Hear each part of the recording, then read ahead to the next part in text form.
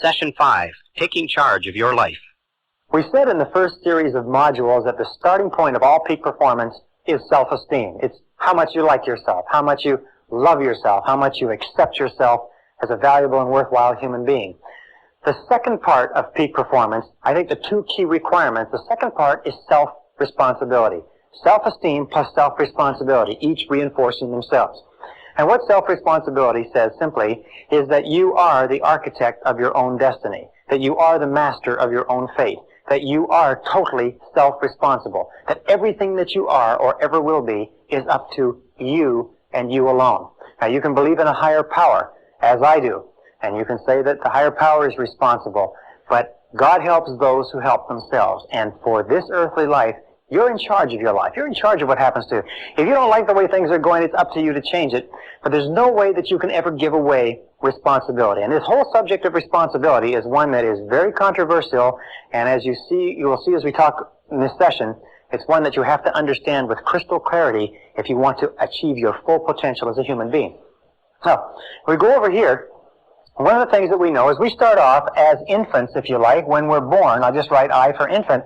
We start off as infants, and as we grow to become adults at the age of 18 years, we start off with zero responsibility.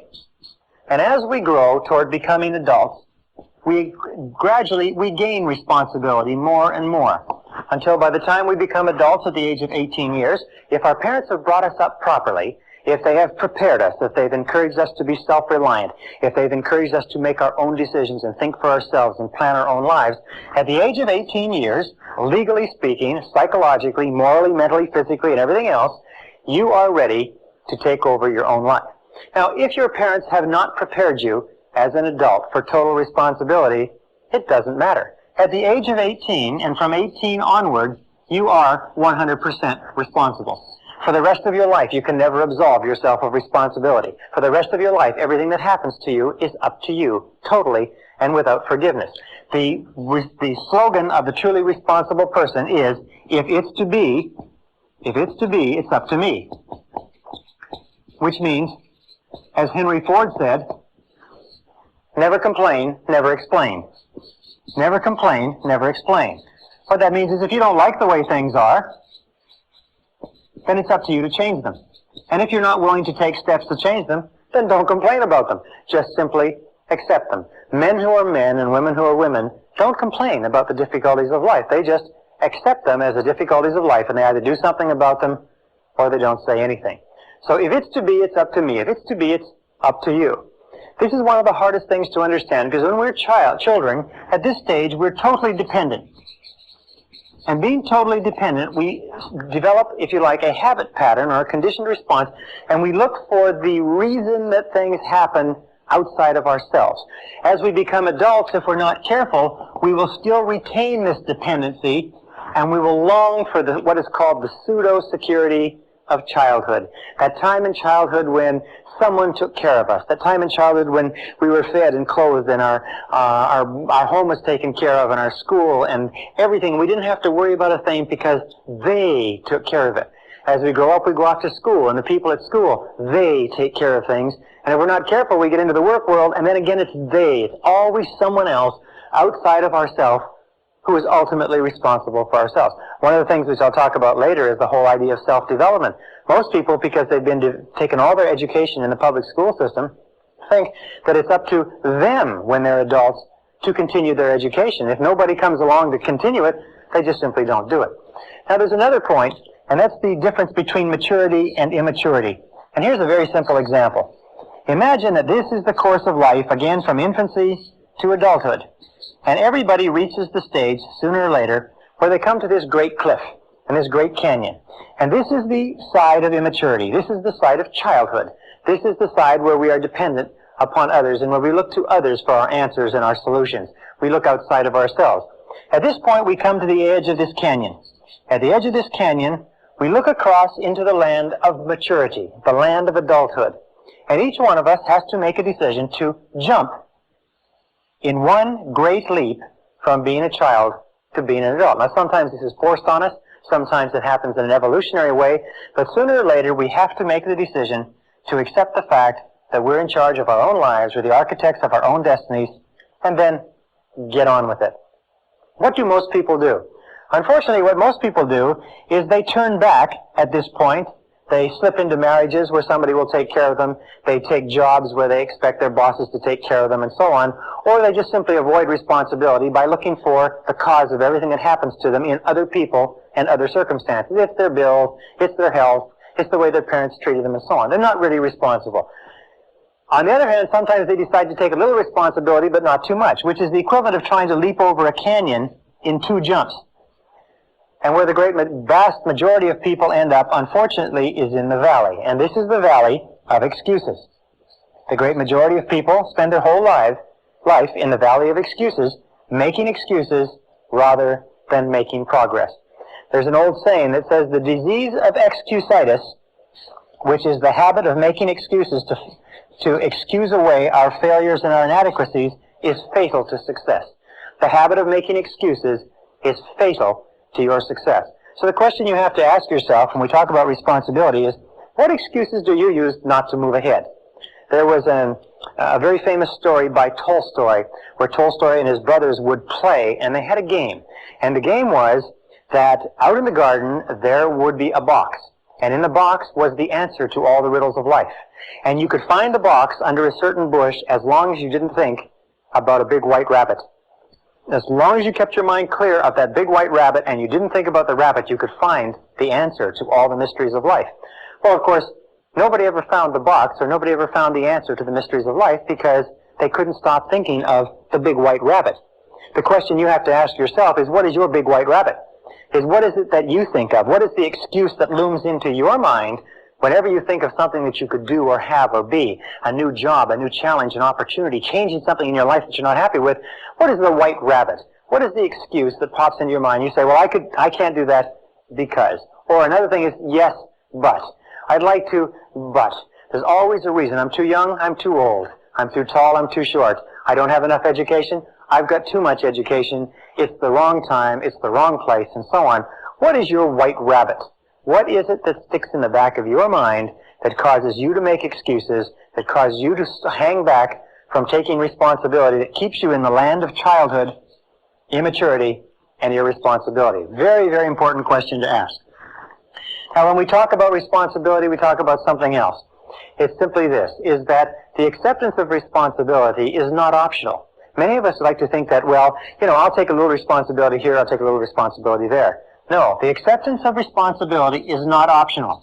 From the time you become 18 years old, you are 100% responsible. You have no choice in the matter. As a matter of fact, there are very few things in life over which you have no choice, but you have no choice in this. It is mandatory. It is mandatory if you wish to fulfill your potential, if you wish to become everything you're capable of becoming, you must take full responsibility for bringing about the circumstances, for making the changes, for making the hard decisions necessary. If you take the word responsibility, you can break it into 2 words, response and ability. And one of the things which I've learned as I've studied history is that all of life is a series of challenges, difficulties, problems, setbacks, obstacles to face. And the difference between the winners and losers in life is not the difference in problems, because everybody has problems. And most people, and many people, have more and bigger problems than you or I could ever dream of. The difference in life, the difference between winners and losers, is the responses to the problems. Many years ago, a man named Oswald Spengler wrote a book in which he talked about what he called the challenge-response theory. The challenge-response theory simply said that civilizations grow and decline to the degree to which they meet challenges effectively and respond effectively. A small society starts out small, and almost invariably it will be challenged by either an external enemy or nature or weather or something else. If the society responds in a positive and constructive way to the challenge, the society grows. As it grows, it triggers additional challenges, difficulties. If it responds to them effectively, it grows some more. Oswald Spengler studied the 21 great empires of human civilization and found that every single one followed this cycle. As long as the civilization continued to rise to the challenge, it continued to grow stronger and stronger. The reason why this analogy is so important is that we as human beings are exactly the same. We grow to the degree to which we respond effectively, to the degree to which we rise to the challenges without making excuses that life throws at us. And when we look at the great men and women of history, whether it's Albert Schweitzer or Winston Churchill or George Washington or Abraham Lincoln or Franklin Delano Roosevelt, we look at those great people, we find that they were always people that rose to the challenges of the time. If ever you wish to be capable of rising to great challenges, what you have to do is you have to start off on a daily basis rising to small challenges, which means no matter what happens, you accept the challenge, you accept the responsibility, you refuse to make excuses, and you go forward. Now there's three areas in life, in our modern life, that you must be very, very aware of. The first area is the political area. If you look around you, you will find that there is a great drive toward the government doing it, the government being responsible. Make the government responsible. What people are doing is they want the government to be their parent. They want the government to protect them and take care of them. But as the more you vote for politicians to do things for you, the more you give politicians control. You see, you can never give away responsibility. You can only give away control. How do you give away control? You give away control in terms of voting for them to spend more of your money, regulate more of your businesses, tax away more of your income, and so on. The second area, so let me just finish this. The urge towards statism, collectivism, socialism, large government, and so on is all aimed at somehow making the government, that faceless bunch of bureaucrats, responsible for the challenges of our own lives. Now, the second area where this is prevalent is in the criminal justice system. In the criminal justice system, you will find that the one characteristic of all criminals is that they refuse to accept responsibility for their crime. It was always someone else or something else. It was always their childhood or the background or the other guys. That the way that people get out of the criminal justice system is they accept responsibility for the crimes they've committed. And they say, I did this. Nobody made me do it. I am responsible. And they stop going back to jail. The third area is in medicine.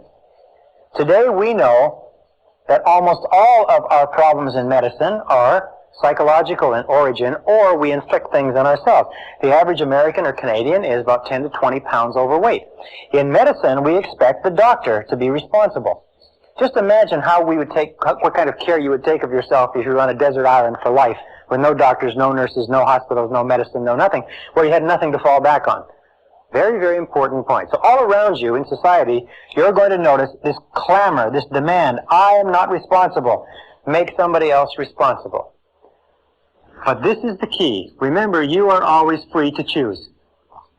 You are free to choose your responses. You are free to choose the quality of your emotional life. Do you know that you decide how you're going to feel by how you are going to respond? You decide when to get angry, when to be happy, when to be unhappy. You decide what your attitude is going to be when you get up in the morning. You decide the quality of your physical life. You're the one who decides what you eat, what you drink, what you don't eat and drink. You determine the quality of your financial life. You're the one who determines the quality and quantity of the work that you contribute. In every case, you're free to choose what you want. If you want things to be different, the starting point is to accept full, unqualified responsibility for your life.